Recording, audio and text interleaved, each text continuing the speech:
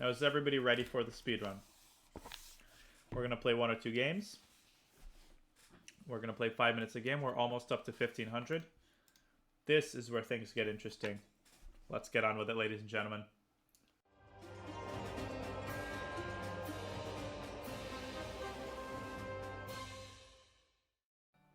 Travman, 15 subs. I'm going to raise the sparkling water to my man. Travman with 15 subs to the community. What a freaking beast that guy is. We have a Philidor. Now, as we know, in the Philidor, we want to open up the center and develop our pieces. I'm playing this fast because we've... Okay, what is he doing? Thank you, Ruffle, for the prime. Now, this is a great example of our opponent doing something weird, and we don't need to specially modify our strategy because he's doing anything weird. He's not attacking our knight. We don't need to move it.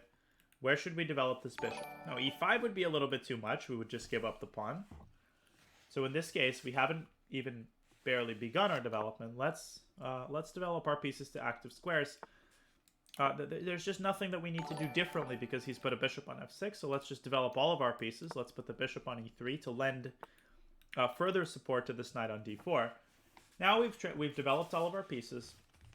The time has come for us to start expanding a little bit on another side of the board. What move comes to mind? There's a very typical move in such positions where we expand a little bit on the queen side. We create like a pawn umbrella. And this pawn umbrella can be used for various purposes. Now, a4 is usually good, only if you're sort of preventing b5. So let's play f4 to expand a little bit on the king side. Okay, so now is a great time to play a4 to prevent him from playing b5. Okay. Now, our pieces are sufficiently active to where we can basically now go for his throat. And when I say go for his throat, what I really mean is accumulate pieces on the king side and go for an attack. And when you hear the word accumulate pieces, the first piece you should immediately think of is the queen.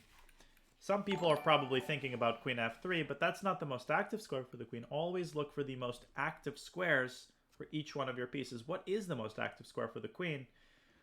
Queen g4 walks right into that pin. Yeah, a lot of people saying queen g4, but be very careful about walking into a discovery. There is a square that I think some people are worried about putting the queen on. That is the square h5, but there's no need to worry. Because how can the queen be touched? The queen cannot be touched here. It can barely be attacked. And I know a lot of people... I know I've warned people not to play around with their queen, particularly early on. But we've reached a level where there are exceptions to the rule. And here, the queen is perfectly invulnerable. Let's keep the bishop on this diagonal. And I will explain in a moment, after the game, why bishop b3 is inferior. Thank you again, Travman, for that massive hype. Okay. Where should we go? Where should this knight go? Think not about the next move. Think about the knight's ultimate destination. This is going to help people find the right move. Knight f5 is normal, that's fine, but I don't really want to allow it to be taken. I'm going to play the move knight to f3. Now, where is the knight going, ultimately, in the end? It's potentially going to g5, but emphasis on the word potentially. We're not going to g5 yet. We're going to try to wait for black to take our knight on c3. Okay, so black has played c4, which shuts out our bishop.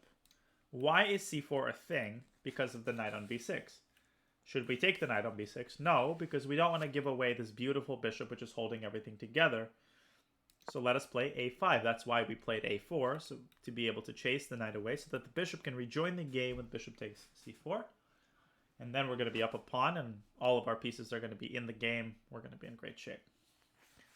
Okay. Final Destination. Yes, great movie. Yeah, remove the defender, but don't rush to take the defender. Sometimes you can just remove it. This is another very typical example of overloading. The knight is protected by the pawn. This pawn on d6 is just visually very weak.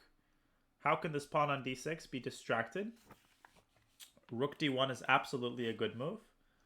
But we can also play a little bit more directly with the move e5, just immediately sort of removing the defender from... Oh god, I got my queen trapped. And I just made a big blunder. I just made a big blunder, actually. So knight f4 traps the queen. Knight f4 traps the queen. Yep. Queen has no squares. But how do you get out of the situation? You put on your Daniel Naroditsky hat and you're like, okay, let's sack the queen. Knight takes e5. Yeah, so this happens. I mean, I make mistakes too. And I just made a big one. But we have to maintain our composure and keep looking for chances. Okay. Yeah, I might have to. Okay, so he's made a mistake by playing knight e6. And the simple truth is that we've given up our queen, but we have a tremendous amount of material in return for the queen. We have a very active position. And first of all, I don't want anybody to be under the illusion that I don't make mistakes or that I am somehow perfect.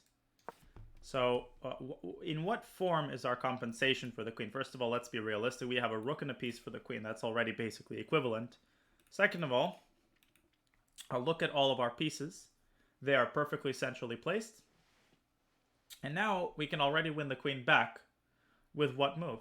We can basically just crash through with what move? We don't need to play knight takes f7, but why not rook takes f7, just immediately taking it to the queen? So from the time that we blundered the queen, I blundered the queen, to the time that we're winning is about 3 moves. And that's just the reality. Queen b4. Does this create any actual threats? Does it attack the bishop? Does this move actually attack the bishop? No. We can just continue activating all of our pieces. We can bring the other rook into the game. We can start thinking about how to deliver checkmate here. Which is not going to be easy. He takes the pawn. No, this guy is very good. Let me think, please. Oh. I need to actually think. Absolutely beautiful idea. Oh my goodness, there's some beautiful, beautiful concepts. Okay, let's just hope he takes them. 1 sec. I gotta do this just because of chess beauty. No, and he sees it. Oh. Okay, 1 sec. Yeah, he saw the correct knight to take. Okay, now I'm playing with some serious fire.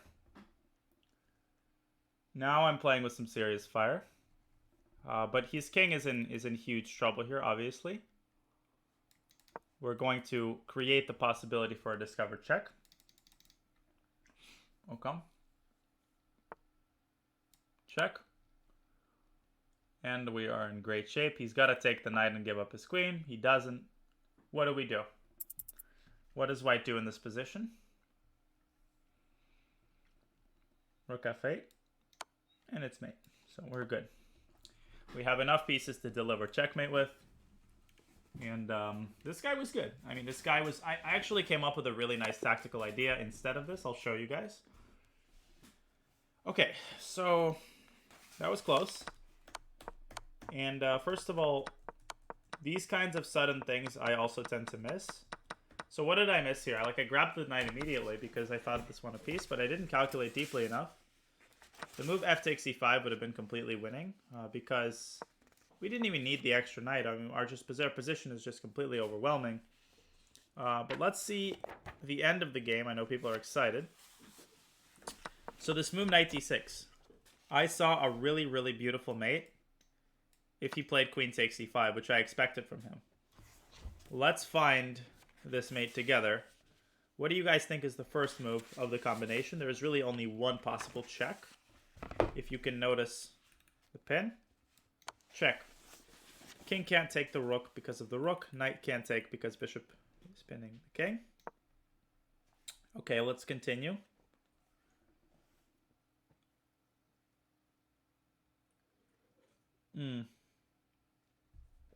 It doesn't even work. It's just bad. Yeah, guys, it's just bad calculation, honestly. I'm out of gas for today. Probably we'd have to go rook h8, give up the rook, and then win the queen back, and white is better. But this is not what I had in mind initially. That's just sort of the backup option. The line that I had in mind initially is bishop d3, rook f7. And here I miscalculated, thinking that my bishop was still on c4. Now, if the bishop was on c4, then white would have a beautiful mating idea. What would be white's mating idea in this position? And this is just me running out of gas, unfortunately, and miscalculating. But nonetheless, white to play in this position. Yeah, rook h8. Sacking the rook in order to pave the way for the bishop, and that paves the way for the knight. This is checkmate. Very unusual checkmating idea, by the way. So there are some cool stuff here. There is some cool stuff here, but sadly, I lost my objectivity completely. And so the game was close. But other than that, everything else we did was perfectly understandable. Yeah, so this is a very instructive mistake. Like, do not rush with anything, because disaster can strike at any moment, in any position. It doesn't make any sense that this traps the queen, but it does, and that's just the way the chess works. It sometimes doesn't make too much sense. By the way, the best move for black here would have been queen to g5, forking the knight and threatening checkmate on g2. This would have put me in tremendous trouble. So that's how GMs lose games to weaker opponents, is like you get sloppy, you fall asleep, and it can happen to anybody. All right, guys, last game, and then I'm going to go to sleep because I'm quite exhausted. But let's play one last game. And I will stream again tomorrow, 1600. Let's go. Let's play a Sicilian. Okay, and again, bishop c4 is... All right, so this guy is playing very weird chess.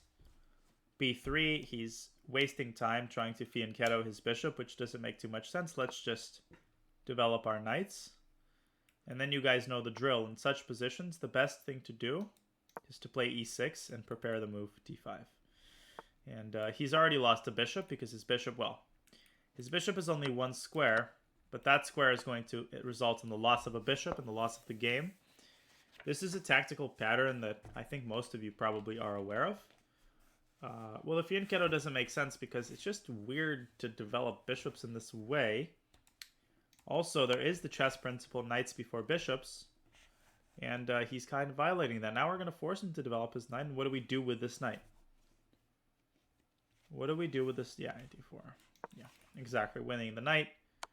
Yeah, we don't care about that. He's got to give up a pawn for the knight, and we're just going to be up a full piece for no compensation. Okay. Yeah, this stuff people will try to do to you. We can play bishop e7. We can play bishop e6. It doesn't matter as long as we can cover the check. And he doesn't even get a pawn for the knight. Now I'm going to ask people a trick question. Can we castle? Is it possible to castle here? Don't get caught. It is actually possible to castle. Because after queen takes e7, we play rook to e8, and we pin the king, right? So I've told people this before. Like, sometimes our brain tells us something is impossible. But before concluding that, by the way, defending the bishop, before concluding that it's impossible, we have to ask ourselves what happens if we do it anyway. And that awakens in you the possibility of finding something like this. Okay. So we are up a full piece. There's nothing else to really talk about. Now we can just go about trading as many pieces as possible. Queen on e3 is very clearly vulnerable. We can attack this queen by shifting the knight over to d5, opening up a channel between the bishops. We can also take the knight, so we can start trading pieces here and ruining his pawn structure. The game is essentially over. And yeah, we're going to take all of the pieces. We're going to be up a knight, and his king side is going to be completely ruined. And we are going to approach 1500. So I'm anticipating either resignation or he's going to play a couple more moves. These triple pawns remind me of the Magnus versus Tari game. Yeah, some people might be disappointed by the fact that we have triple pawn. Okay, now we win another piece. We take the knight, removing the defender from the bishop. And then we're going to be up two pieces. The rest, you guys basically know the drill. We're going to put a rook on e8. We don't forget to deploy the remainder of our pieces in a situation when we have a lot of extra material. He simply resigns. A perfect game to end today's speedrun. Yeah, so just up two pieces. Now, why is it a bad idea to fianchetto the bishop here? First of all, the move d3, people should rule out because because the bishop has no way back. And to do such a thing, particularly when your bishop has come outside the pawn chain, is just very dangerous. So he should have at least probably defended this pawn, or maybe even not defended it, just gone bishop b2. But after d3, e6, it's already very difficult to save the bishop. He has to do something like d4 or b4. That's obviously very undesirable. So this would have been, yeah, this move is almost killer, almost immediately.